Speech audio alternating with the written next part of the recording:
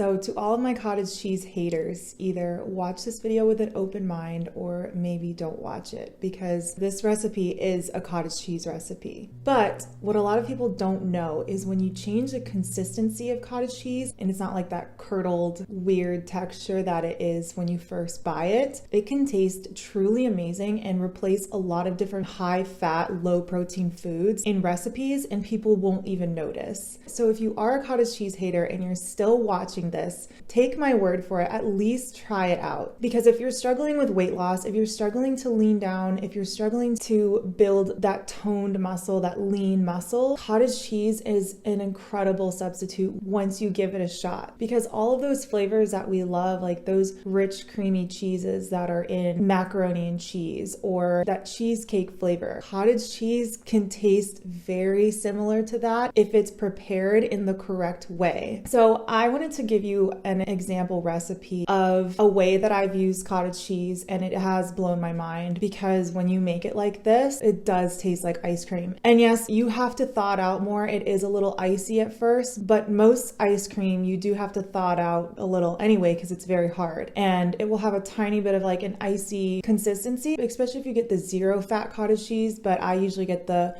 4% because 4% fat in cottage cheese is still nothing compared to eating actual ice cream, including all of the protein and probiotics that comes with it. For this recipe, if you get the 4% cottage cheese, blend it up in the blender to make it a smooth consistency. Then we're going to add in some chopped dates. Now, dates are pretty hard, so we want to soften them. And the way that you can do this is soaking them in boiling water for 5 to 10 minutes. And this will soften the dates. So then after we put them in hot water and soften them, we're going to chop them up and then mix them in with our fully blended, smoothed out cottage cheese. We're not going to call it cottage cheese anymore. It's no longer cottage cheese. It's like a smooth, creamy ingredient that we've created. And so you're going to throw the dates in there and freeze it and eat it as is, and it's still a really good ice cream. Now, if you want to sweeten it up, make it a little bit more desserty, you can add a little bit of maple syrup or your 0-calorie sweetener if you have a go-to one for that. I usually use maple syrup